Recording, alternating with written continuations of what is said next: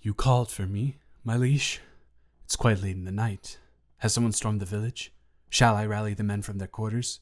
In fact, my liege, where is your security? Are you in danger? Should I be on guard as we speak?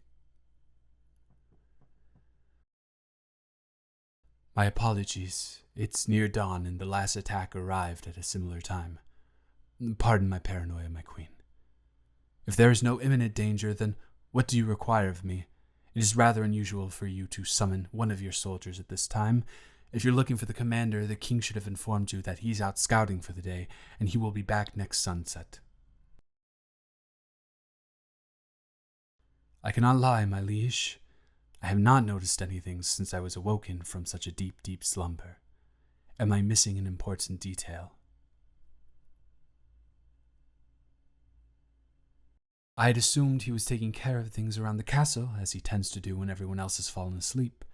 Is that not the case tonight? That is odd. He did not tell us that he was leaving, and that is very uncharacteristic of him. However, the person he usually notifies is the commander, so maybe he has gone out to check up on the commander for the scout. My liege, if you know why he has left, then why are you looking at me as if there was a war going on inside your mind? Why would you summon me if the knowledge you are seeking is already possessed within you? I am but a humble man, under oath to serve and protect this country with my life. I hold no importance, and I know not of what you speak. A matter of life and death? My queen, you denied any sense of urgency when I first proposed it. You stood there and looked at me as if you had the weight of the world resting upon your shoulders. I know it is difficult to articulate matters of such magnitude, but I believe that you called me up here for a reason, and I mustn't return to my quarters until you share that weight with me. If the king has not gone off to join the scouting mission, then where has he gone? Do you not find it odd that a man of his stature is going to visit the village at this time of night? Why, yes, in fact I do know Maven Rose, one of the most brilliant minds that the kingdom has to offer and recently appointed advisor to the king for international affairs. We were schoolmates. Has he gone to consult her on the potential results of the scouting mission? Does that not seem like an everyday affair to you? If you agree, my liege, then You meant it in a literal sense? You mean the king and Maven Rose have been seeing each other? Although that is revelatory information, respectfully, I'm yet to see what that has to do with me. Perhaps it is a byproduct of my wariness, but I am still unsure what you mean. You told him. Pardon my tone, my queen, but I think it is only natural for all of the color to drain from my face when I have been informed that the queen has let the most powerful man in the nation know that she had an affair with me. That is an offense that results in hanging for commoners. I cannot imagine what he is going to have done with me when he returns. Why would that be of any importance at the moment? I need to find a way to escape the grounds. If I make haste, I may have a chance to have everything together and leave before the sun rears itself over the horizon. Frankly, my liege, I cannot comprehend how you would expect me to remain calm with the information that I have just received. I have been outed for sleeping with the fairest lady to ever grace our land, to the man who is wed to her and has the ability to make entire cities burn for minor transgressions. I can only imagine the fate that lies before me if I do not leave immediately.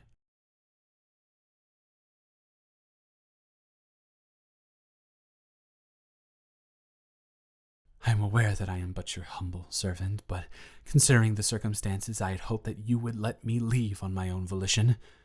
Taking all of that into account, however, if I must answer your question, I will do so.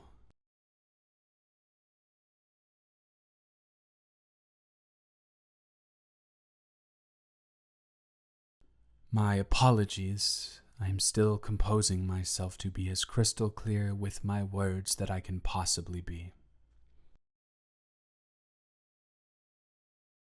Not a single day has gone by since then when I have not thought of it.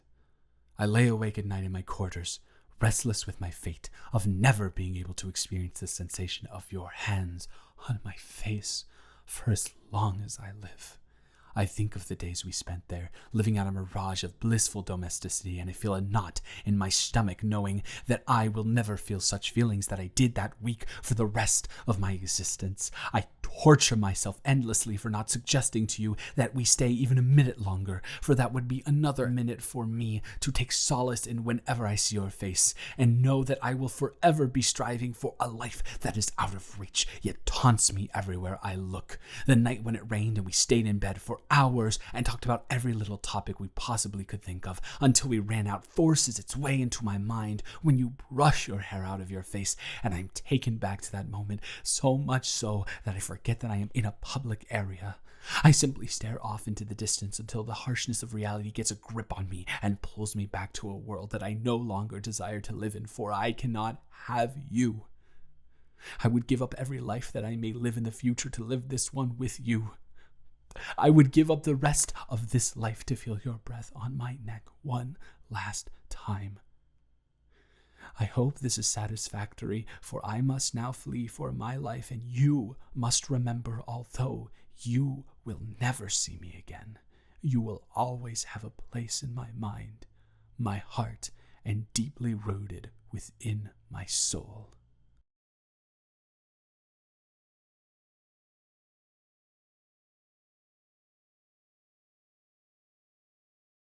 I may not be the brightest man in the kingdom, but I can assure you that everything is not all right, and it will only get worse if the village has to witness a public hanging.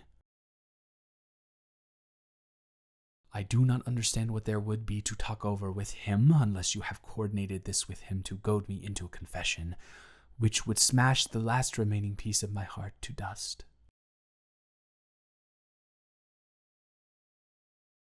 Were you not listening as I just poured my heart out about it? Nothing could bring me more joy than to live out the rest of my life by your side. Alas, I see not what this That is quite the ridiculous question, but yes, I think very highly of Maven, and if given the chance, she would thrive in a position of leadership. There is no chance in the world that I could ask that of you, my liege. You are the one thing that holds this entire kingdom together, and I am in utter awe at the way you handle problems that arise before you. Maven would be wonderful as well, but she has no experience in such matters at the level in which you do. Are you telling me that he has gone to see her, to bring her back, and announce her as his queen at this very moment? What will happen to you? What will happen to me? What will happen to any of us?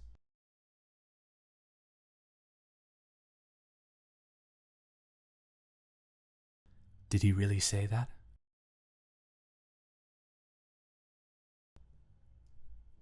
A document? And you both signed it?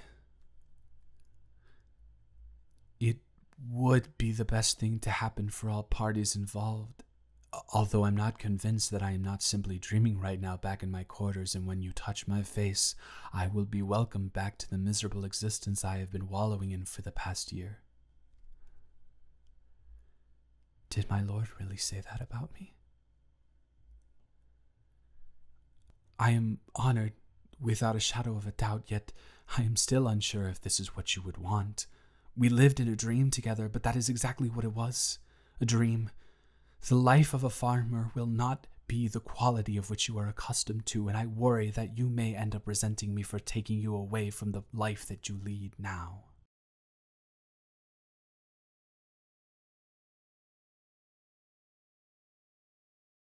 I want nothing more than for you to take my hand and run off together into the rest of our lives with you as my love and I as yours.